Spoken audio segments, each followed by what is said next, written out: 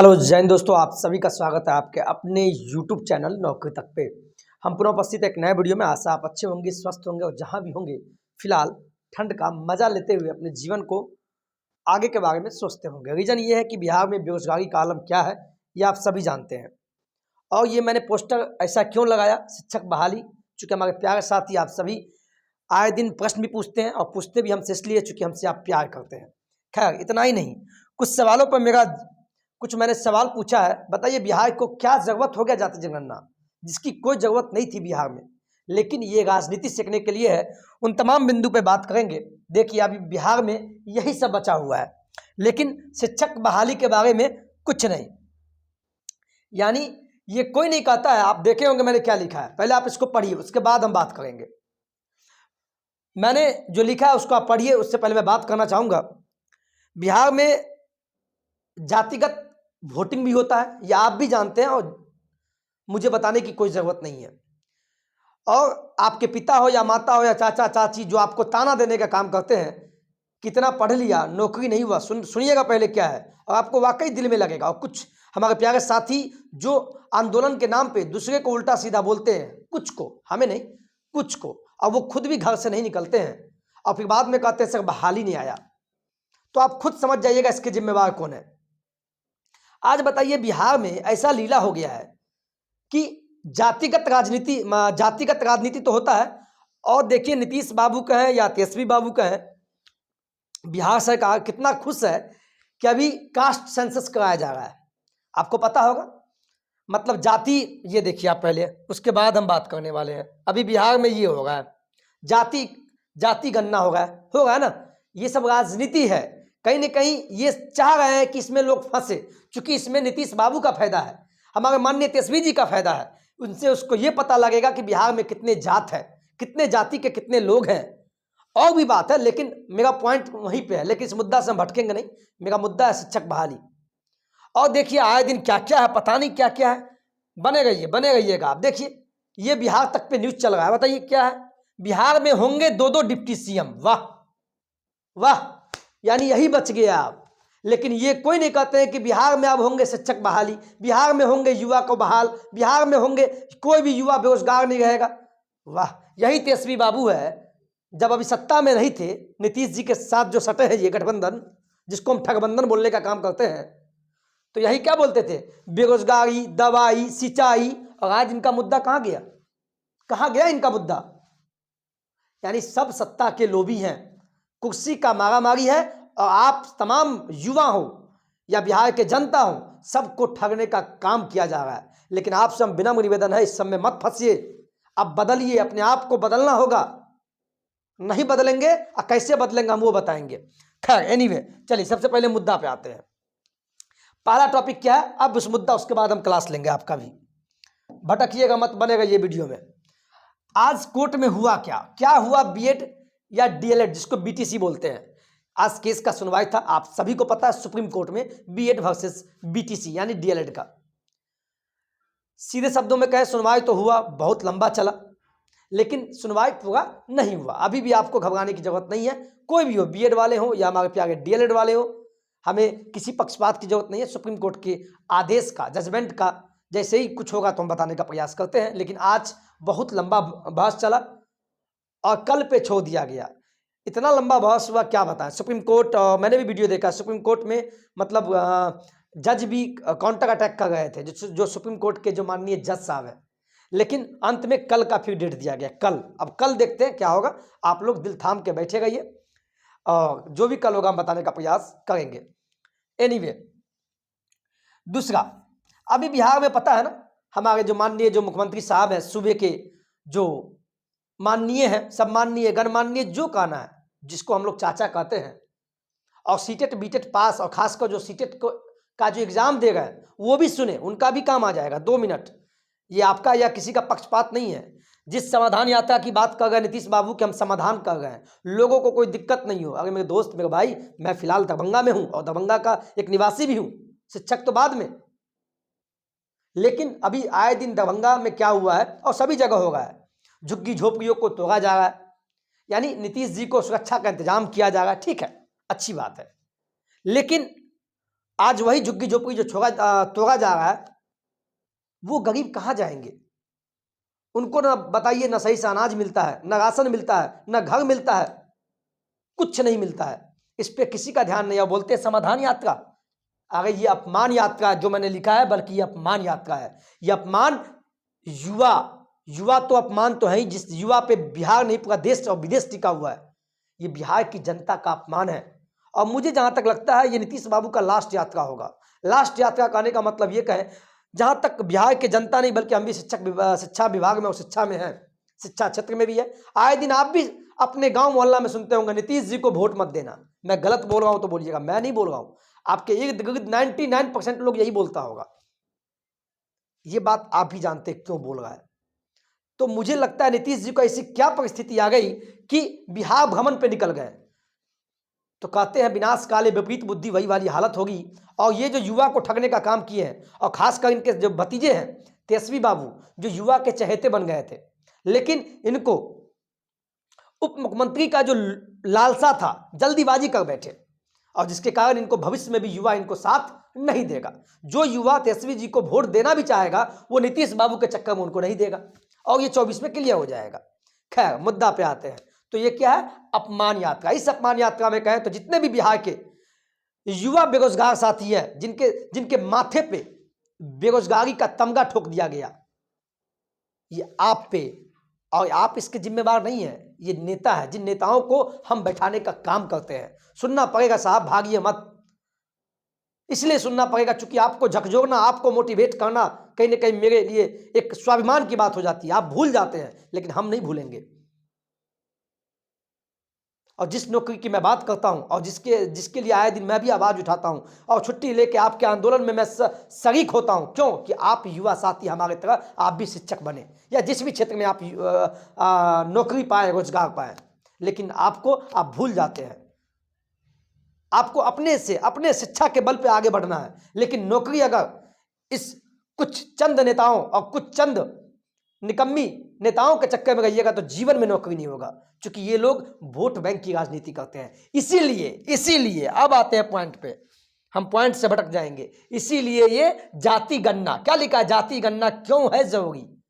ये जरूरी नहीं है, बल्कि नेताओं के लिए जरूरी है जाति गणना, ये आप जानते हैं। लेकिन सिंपल शब्द में कहें तो जाति गणना बिहार में इसलिए जरूरी है, जिससे कि इनको पता चल सके कि ये किस जाति में कितना वोट है, कौन से जाति, यादव कितने हैं, भूमियार कितने हैं, राजपूत कितने हैं, तेली कितने हैं, बनिया कितने हैं, ये पता लगा सके, और उसके बाद वोट बैंक की राजनीति कर सके। और ये आप जानते हैं, ये मेरा बोलना कोई जरूरी नहीं है, इस चीज को समझिए साहब। बताइए, इस पे लगभग 500 करोड़ रुपया खर्च होगा, और जिसमें केंद्र सरकार इनका साथ नहीं दे रही है, फिर भी बिहार सरकार अपने बजट में से खर्च करके जाति गणना कर रही है। और जो अभी बिहार को जरूरत नहीं है, बिहार को क्या जरूरत है? विद्यालय में शिक्षक, स्वास्थ्य के क्षेत्र में स्वास्थ्य कर्मी की जरूरत है, सफाई में सफाई कर्मी की जरूरत है। लेकिन बताइए, इसके लिए इनके पास पैसा नहीं है, लेकिन इन नेताओं को जाति गणना करने की जरूरत पड़ गया है। और ये बताने के लिए हम इसलिए आए हैं क्योंकि आपको याद दिलाना जरूरी है। ये चाहते ही नहीं कि बिहार के युवा रोजगार और नौकरी में जाए। क्यों? क्योंकि आप अगर बेवकूफ बन के रहिएगा तभी ना इनके काम आइएगा, तब ना इनका झंडा ढो पाइएगा। नहीं साहब, आपसे विनम्र निवेदन है, अब भी बदलिए।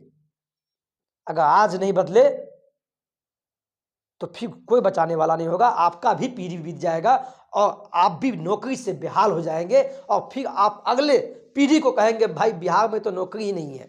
जब तक इन नेताओं को, कोई भी नेता हो, इनको चमाटे की जरूरत है। चमाटे मतलब आपके वोट, आप अपनी ताकत वोट के माध्यम से इनको दिखाना होगा।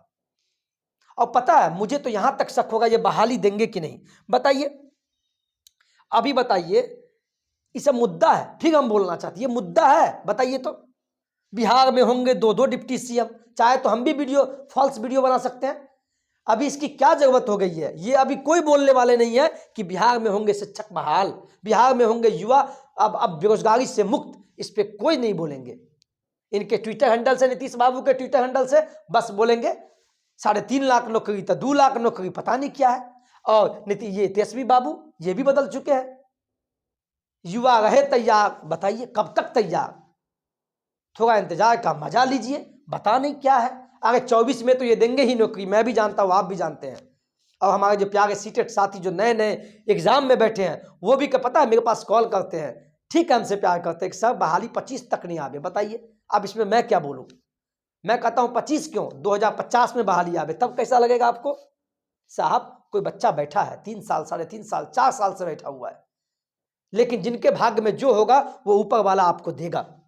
लेकिन कहीं ना कहीं अभी शिक्षक बहाली होना चाहिए, बच्चे बहुत परेशान हैं। तो आप सभी युवा एक साथ मिलकर शांतिपूर्ण तरीके से आंदोलन का रुख कीजिए, नहीं तो ये आपको बहाली नहीं देने वाले हैं। और कहीं ना कहीं बहाली को फंसाया भी जा रहा है। मैं आपको बताता हूं, मैंने एक लाइन लिखा है, देखिए, क्या वाकई में शिक्षक बहाली को फंसाया जा रहा है? बिल्कुल। मैं उस मुद्दा पे आने से पहले एक चीज मैं बता दूं आप सभी को याद दिलाने के लिए, नहीं तो मैं भूल भी जाऊंगा और आप भी भूल जाएंगे। अभी जो जिसको मैं कह रहा हूं समाधान को अपमान यात्रा, चूंकि आप युवा सभी का जो भी युवा साथी है जो नए सीटेट पास भी होंगे, अगर वो भी सोच रहे हैं कि मैं बहाली में तुरंत भाग लूं, अगर अपमान किया जा रहा है सभी को, आपको भी नहीं, तब आप भी कहेंगे बहाली क्यों नहीं। ये जो अपमान यात्रा है जो पश्चिमी चंपारण से चलते हुए कल, यानी कल क्या, 11 जनवरी, मधुबनी मधुबनी मधुबनी के जितने भी मेरे प्यारे साथी हैं, मैं उनसे हाथ जोड़कर विनम्र निवेदन करता हूं, कल कल दिनांक 11 जनवरी को अगर ये मेरा वीडियो देख रहे हैं, तो आपके जिला में, मधुबनी जिला में नीतीश बाबू पधार रहे हैं, तो आप वहां जाके शांतिपूर्ण तरीके से, कोई पुलिस अगर आपको पूछे कहां जा रहे हो, तो बोलना नीतीश जी को देखने जा रहे हैं प्लीज, लेकिन एक बैनर बना लीजिएगा, एक बोर्ड पे या पेज में लिख के, और जब वहां जाइए तो नीतीश जी को दिखाइए कि सर बहाली चाहिए, हम युवा बेरोजगार हैं। चूंकि सत्ता में तो अभी नीतीश बाबू है, तो उनसे प्यार मोहब्बत से मांगना है, लेकिन जाइए, भूलिए नहीं। दूसरा, 11 जनवरी के बाद, 11 जनवरी को मधुबनी में उनका कार्यक्रम है, उसके बाद मधुबनी में ही लगभग वहीं पे स्टे करेंगे, रात्रि विश्राम होगा, झंझारपुर होते हुए, चूंकि मैं भी दरभंगा क्षेत्र से हूं, होगा तो मैं 12 जनवरी को मैं नीतीश के रैली में जा सकता हूं। चूंकि आप लोगों के लिए, मुझे कोई शौक नहीं है साहब, एक तरफ क्या बोले, इधर भी ड्यूटी है मेरे, हो सक क्या बोले, सब बात क्या बताएं, मेरा भी ड्यूटी है जाति गन्ना में, लेकिन कहीं ना कहीं छिप छिप जैसा कहें, आपके लिए होगा तो नीतीश जी के रैली में हम जाएंगे, क्योंकि हम दरभंगा से है तो आने का प्रयास कर सकते हैं। इसके बाद अगला दिन, यानी कल तो मधुबनी में, और 12 जनवरी को ये आपको दरभंगा आएंगे। दरभंगा में तो मेरे प्यारे साथी जो भी दरभंगा से हैं, बिलोंग करते हैं, तो दरभंगा में आइए। दरभंगा में लगभग आपको पता है कैदराबाद जो पुरानी बस स्टैंड थी, वहां पे तारामंडल बन रहा है, तो वहां उनका शायद कुछ कार्यक्रम होगा, तो जो भी कादराबाद कहते हैं, कैदराबाद आजमनगर पॉलिटेक्निक कॉलेज के पास वो आएंगे, नाका नंबर 2 के पास, दरभंगा शहरी क्षेत्र में। तो आप लोग जो भी दरभंगा के हैं, 12 जनवरी को आके नीतीश जी के कार्यक्रम में भाग लीजिए और उनसे मांग कीजिए कि आप 7वां चरण बहाली दीजिए शांतिपूर्ण तरीके से। और मैं भी वहां से कोशिश करूंगा लाइव आने का, क्योंकि आपके लिए मुझे जाना, जहां जाना होगा वहां हम जाएंगे, चाहे मुझे कोई भी उल्टा भी कमेंट करेगा फिर भी मुझे फर्क नहीं है, क्योंकि मुझे भी चाहने वाले एक है, हम उन्हीं के लिए जाएंगे। लेकिन मैं होगा तो 12 जनवरी को दरभंगा में जाऊंगा, बिल्कुल। तो आप सभी से हम कहेंगे इस अपमान यात्रा में भाग लीजिए और नीतीश जी से मांग कीजिए। ये समाधान यात्रा नहीं है, समाधान होता तो बच्चों को क्या नजरबंद करते, झुग्गी झोपड़ी हटाते, बिल्कुल अपमान यात्रा है, अपमान यात्रा।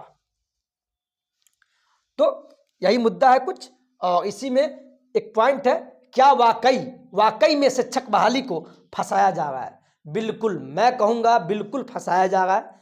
इनका साफ मूड है कि इस बहाली को 2023 में भी नहीं दे। मैं झूठ आपसे नहीं बोल रहा हूं साहब, इससे आप दुख मत होना। क्यों फंसाया जा रहा है आप सुनिए, क्यों फंसाया जा रहा है इस चीज को आपको सुनना होगा।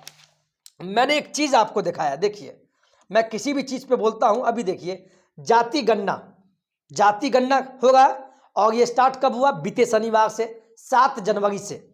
कब से स्टार्ट हुआ है ये जो जाति गणना स्टार्ट हुआ है, जिसकी कोई जरूरत नहीं है, ये 2 चरण में होगा। पहला चरण जो होगा, पहला चरण जो होगा, ये आपको स्टार्ट हो चुका है 7 जनवरी से। 7 जनवरी से ये चलेगा आपको 21 जनवरी तक, 21 जनवरी तक चलेगा। और इसमें सभी मास्टर साहब को लगा दिया गया है। अगर ये बहाली चाहते, खासकर शिक्षक बहाली, तो कहीं ना कहीं ये प्रयास करते, पता है अभी आपको लॉलीपॉप दिया जाएगा नियमावली का, लेकिन ठीक है कम से कम दे तो नियमावली। बताइए, पिछला साल बीत गया, जनवरी बीतने वाला है, अभी आधा बीता है, कम से कम नियमावली तो दे दे। लेकिन ये चाहते ही नहीं बहाली हो। क्यों? देखिए 7 जनवरी से स्टार्ट हो गया और 21 जनवरी तक पहला चरण चलेगा, उसके बाद फिर दूसरा चरण चलेगा, इसके बाद दूसरा चरण, और दूसरा कब से चलेगा? 1 अप्रैल से लेकर 30 अप्रैल तक चलेगा। अब बताइए इसमें देखिए कैसे फंस रहा है शिक्षक बहाली। पहला तो स्टार्ट हो गया, जनवरी भर चलेगा 21 जनवरी तक, इसके बाद अप्रैल में जाएगा 1 अप्रैल दूसरा चरण, 1 अप्रैल से 30 अप्रैल तक। तो कहीं ना कहीं, और इसमें क्या है, सभी जो हमारे प्यारे शिक्षकगण हैं जो ऑलरेडी नियोजित है और शिक्षक बन चुके हैं उनको भी ड्यूटी लगाया गया है। ठीक है, तो इनको इसमें फंसाया गया है। अब ये लोग इसमें फंसे हुए हैं तो बहाली अभी कैसे देंगे? क्योंकि जब भी शिक्षक बहाली होगा तो उसमें फिर शिक्षक को ड्यूटी दिया जाता है, जो छठे चरण में भाग लिए होंगे उनको पता है। तो कहीं ना कहीं मुझे लगता है ये फंसा रहे हैं। और एक तरफ देखिए छठा चरण भी खत्म नहीं हुआ है, तो छठा चरण भी अभी तक उसका शेड्यूल नहीं आया। तो पहले कोशिश कीजिए कि छठा चरण का कम से कम शेड्यूल आ जाए, कि इसको जल्द से जल्द खत्म कर दिया जाए, क्योंकि उसके बाद ही 7वां चरण स्टार्ट होगा। शेड्यूल तो वही होता है, छठे के बाद 7वां। और एक तरफ STT होगा, पेपर 2 होगा, तो वो भी फरवरी मार्च तक चलेगा जो भी, यानी अप्रैल तक मुझे नहीं लगता है जहां तक गुंजाइश ये बहाली देने के प्रोग्राम में, देने के नहीं, चूंकि ये फंसाना चाह रहे हैं। सरकार खुद चाहती है कि फंसा के रखे, इसीलिए उन्होंने कहा कि जून जुलाई में जाकर माध्यमिक उच्च माध्यमिक का देंगे और अक्टूबर नवंबर में प्राथमिक का देंगे, प्राथमिक यानी 1 से लेकर 8वीं तक में। और कहीं ना कहीं मुझे भी लग रहा है पेपर का बात अब सही होता नजर आ रहा है। तो आप लोग परेशान नहीं होइए, ये आपको मैंने सच्चाई बताया है और इस चीज को सोचिएगा, कहीं ना कहीं आपको दिमाग में घुसेगा। बिल्कुल सर सही बात बोल रहे हैं, ये कोई बना बनाया मैं बात नहीं बोल रहा हूं, ये जातिगत जनगणना चालू हो गया है और हम शिक्षक को भी भाग लेना पड़ रहा है। तो कहीं ना कहीं ये फंसाने का प्रोग्राम है। ये सरकार खुद नहीं चाहती है कि शिक्षक बहाली अभी करे, क्योंकि इनको वोट बैंक की राजनीति करना है, इसलिए जाति जनगणना स्टार्ट कर दी। 24 में चुनाव होगा। हमें तो डाउट ये होता है कि 23 में बहाली देगी कि नहीं।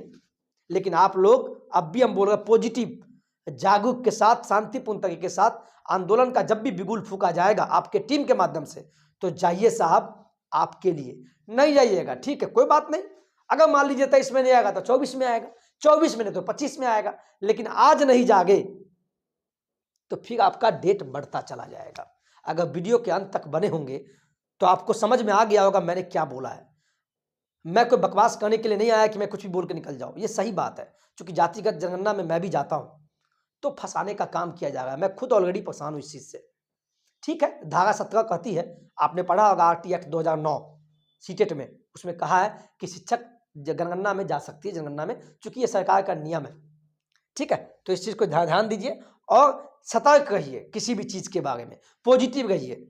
और अगर सीटेट के बारे में, और जो प्यारे साथी जो सीटेट दे रहे हैं, पहले जो ऑलरेडी पास है और जो नया दे रहे हैं, उन दोनों को कहेंगे अच्छे से सीटेट एग्जाम दीजिए और हम कोशिश करेंगे एनालिसिस आपके लिए हम दे दें, जिससे कि आपको फायदा हो जाए। तो पॉजिटिव के साथ पॉजिटिव बनिए। अगर वीडियो वाकई में आपके लिए कुछ काम का हो तो कमेंट करना ना भूलें। चलिए आज के वीडियो में इतना ही। जय बिहार, जय हिंद, जय भारत।